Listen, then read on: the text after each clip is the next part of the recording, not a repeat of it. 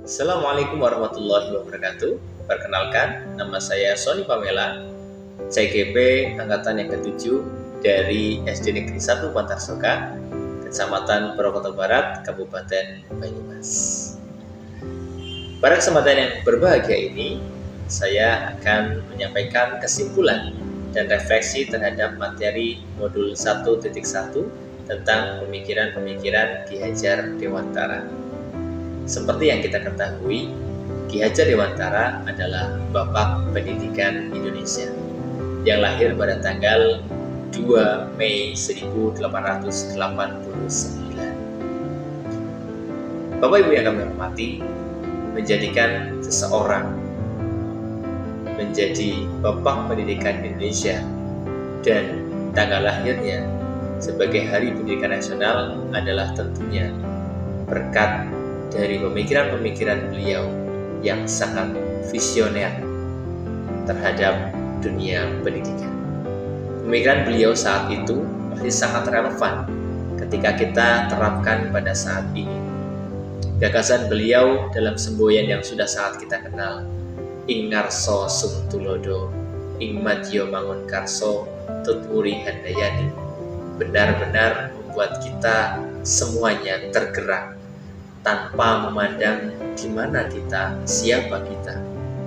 Dimanapun kita berada, baik ketika kita di belakang, di tengah maupun di depan, kita mempunyai peran masing-masing untuk tentunya mencerdaskan kehidupan bangsa dan juga memajukan pendidikan di Indonesia.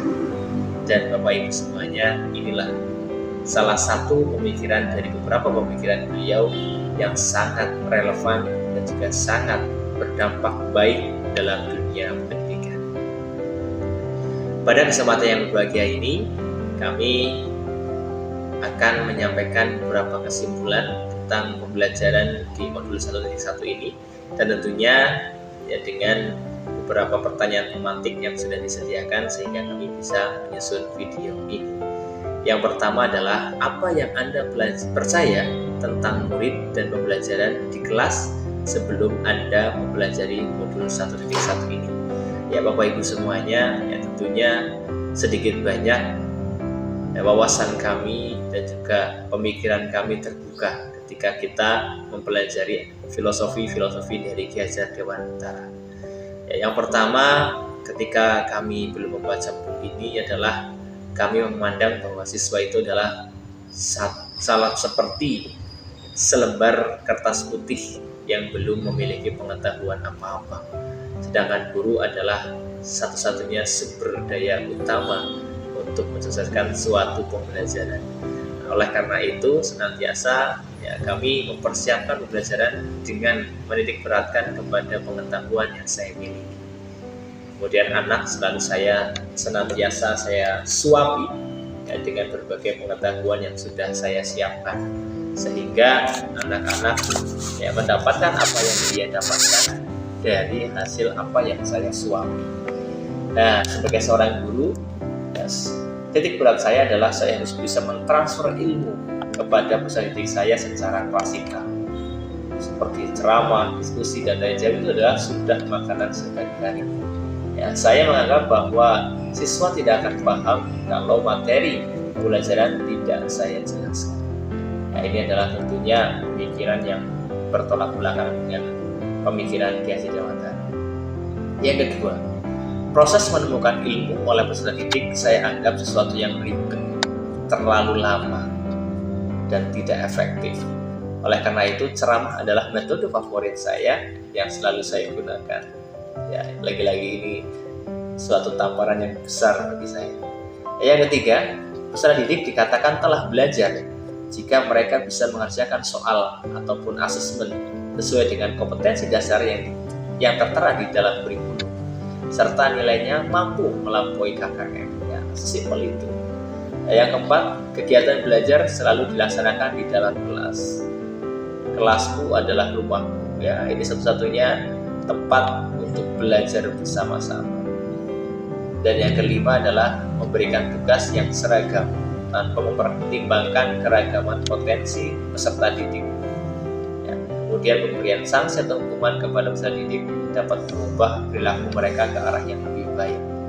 Ya, itulah saya pemirsa, itulah saya bapak-bapak dan ibu-ibu, dan saya harus berusaha berubah ke arah yang lebih baik. Maka dari itu saya beranikan diri untuk bisa mengikuti kegiatan calon guru penggerak ini. Minimal satu ya, paradigma saya yang seperti tadi sudah saya jabarkan, saya tahu bahwa ini adalah salah dan harus saya perbaiki. Oke, kemudian kita beralih ke pertanyaan normatif yang kedua, yaitu apa yang berubah dari pemikiran atau perilaku Anda setelah mempelajari modul ini. Ya, tentunya banyak sekali pemikiran-pemikiran Ki Hajar Dewantara yang dapat ya, kita gunakan sebagai motivasi, acuan, pedoman kita dalam menyelenggarakan pendidikan untuk anak-anak kita. Nah, yang pertama adalah ya, kita tahu setelah kita mempelajari beberapa modul yang sudah kita baca, ya, beberapa pemikiran Ki Hajar Dewantara yang sedikit banyak berubah paradigma saya adalah yang pertama ya, filosofi dari Ki Hajar Dewantara bahwa kita sebagai seorang guru adalah tugasnya menuntun para siswa sesuai dengan kodrat alam, sesuai dengan kodrat zaman. Ya, kita memberikan tuntunan kepada mereka untuk mereka bisa berjalan sesuai dengan track. Yang kedua, ya, yang kita pelajari adalah menebalkan karakter yang baik yang ada pada siswa. Setiap anak mempunyai karakter yang baik maupun yang buruk. Tugas kita adalah menebalkan karakter yang baik, membudayakannya sehingga mereka menjadi pribadi yang baik. Kemudian yang ketiga yang harus kita ingat sebagai seorang guru adalah kodrat anak adalah bermain. Nah, jadi belajar ya, seharusnya bisa serasa seperti bermain agar mereka merasakan kesenangan dalam belajarnya. Kemudian ada filosofi petani dalam merawat tanamannya. Seorang petani pasti akan berusaha sebaik mungkin dalam merawat tanamannya sehingga hasil panennya pun baik. Mulai dari membajak sawah, kemudian menanam benihnya, kemudian memberikan pupuk, ya, kemudian menghilangkan semak-semak yang mengganggu tanaman utamanya, dan akhirnya nanti bisa panen dengan hasil yang terbaik. Harapan dari Ki Hajar Dewantara adalah seperti itu. Kita sebagai seorang guru harus benar-benar bisa membuat suatu pembelajaran dan pendidikan yang terbaik bagi siswa-siswi kita. Dan jangan lupa juga filosofi dari Ki Hajar Dewantara yang lain adalah seperti pengrajin kayu. Suatu orang pengrajin kayu harus tahu bagaimana ciri-ciri dari kayu yang akan dia olah. Maka dari itu setiap kayu mempunyai karakteristiknya masing-masing. Ada yang keras, ada yang lembut dan sebagainya. Siswa kita pun juga sama. Siswa kita tidak datang dari rahim yang sama, tapi rahim yang beragam, dari orang tua yang beragam, dan tentunya lingkungan yang juga beragam. Maka dari itu ya, setiap anak mempunyai karakteristik yang berbeda-beda, sehingga tugas kita seorang guru tidak menyamaratakan mereka, tapi bisa mengolah sedemikian rupa sehingga setiap karakteristik bisa berjalan dengan tracknya masing-masing. Kemudian yang keenam adalah filosofi penghambaan pada anak. Ini bukan penghambaan dalam arti Tuhan dengan hambanya, tapi bagaimana kita seorang guru nah, ini menyediakan segala macam apa yang dibutuhkan oleh anak-anak kita, oleh para siswa-siswi kita, agar mereka bisa belajar dengan baik, belajar dengan asik dan menyenangkan, sehingga ilmu, materi, dan yang lainnya bisa masuk ke dalam otak mereka. Dan tidak kalah pentingnya juga adalah semboyan dari Ki Hajar Dewantara yang sudah kita bacakan tadi. Ingat sosing tulodo, ingmadyo mawakaso, tuturi kadayani. Dari kegiatan ini saya merasa masih banyak sekali kekurangan yang saya merasa masih banyak sekali kekurangan yang saya sajikan dalam pembelajaran saya. Nah, maka dari itu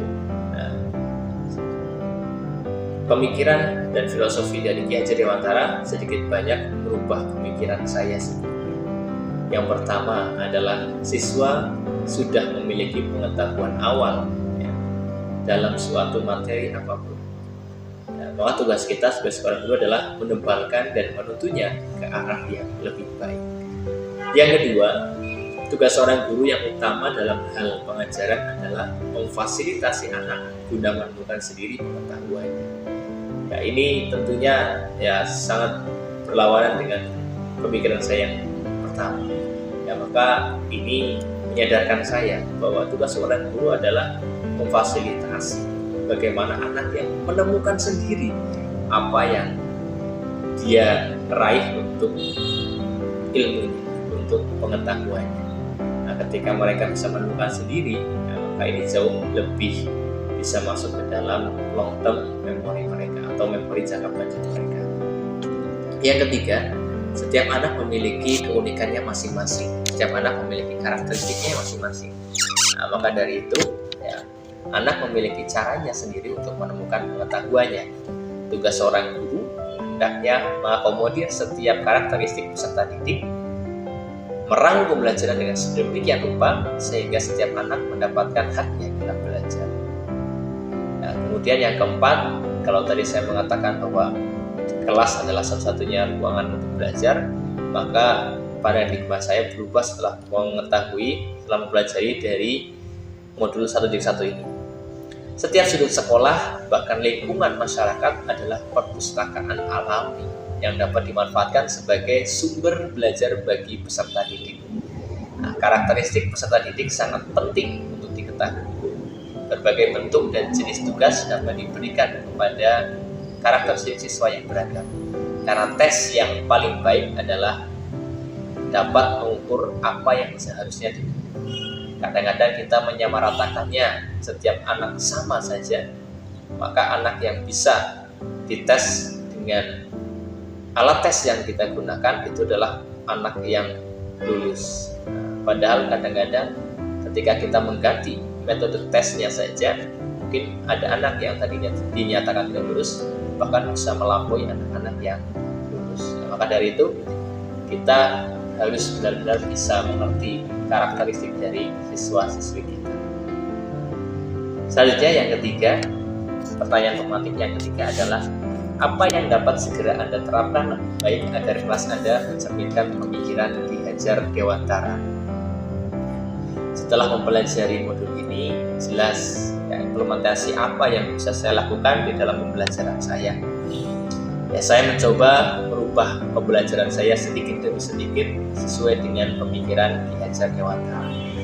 Saya mencoba mengenal lebih dalam siswa saya satu persatu, mencoba menyiapkan setiap pembelajaran menyenangkan sesuai kodrat anak, yaitu dengan permainan.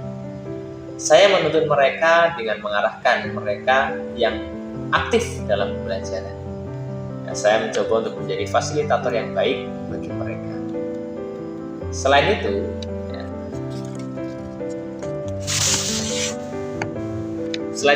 saya juga mencoba mengkombinasikan pembelajaran sesuai kodrat zaman, yaitu saya menggunakan media video yang mengambil beberapa sumber dari YouTube misalnya, karena saat ini anak-anak sangat cenderung dengan melihat YouTube. Serta beberapa kegiatan yang menyenangkan dalam kelas saya mencoba untuk mendokumentasikannya. Kemudian saya mengedit videonya dan juga saya upload ke YouTube lagi, sehingga anak-anak bisa menyaksikan pembelajarannya di YouTube channel yang sudah kita sediakan bersama-sama.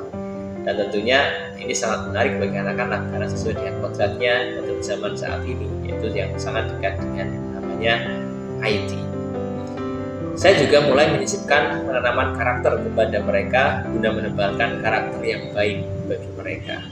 Saya sisipkan beberapa hadis Nabi Muhammad SAW karena kebetulan 100% siswa saya adalah umat Islam.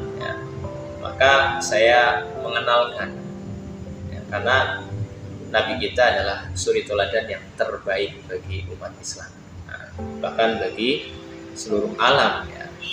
Maka dari itu saya mencoba untuk bisa memberikan nilai-nilai apa yang telah dicontohkan oleh Nabi kita ke dalam kehidupan mereka.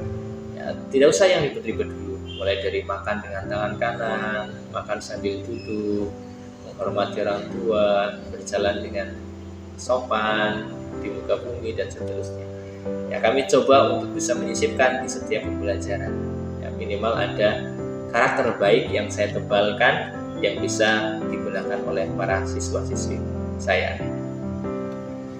Kemudian ya, tentunya ini semuanya menjadi awal yang insya Allah baik bagi saya pribadi dan juga bagi siswa-siswi saya. Dan tentunya dalam menerapkan hal baik pasti ada beberapa kendala. Nah, kendala yang saya alami adalah konsistensi. Karena ini adalah hal yang baru, tentunya membutuhkan tenaga yang ekstra, yang lebih keras dibandingkan yang sebelumnya. Maka ya, saya mencoba untuk bisa konsisten dengan cara memotivasi diri saya pribadi. Ya, tentunya saya mengingat salah satu ya cerita ataupun filosofi dari KHD tentang filosofi petani ini. Ya, jadi petani ini ya kadang-kadang mencurahkan seluruh hidupnya ya, bagi tanaman yang ditanam. Nah, tapi satu yang sangat bisa kita ambil adalah filosofi petani itu adalah apa yang kau tanam, kau rawat dengan baik, pasti akan menuai hasil yang baik juga.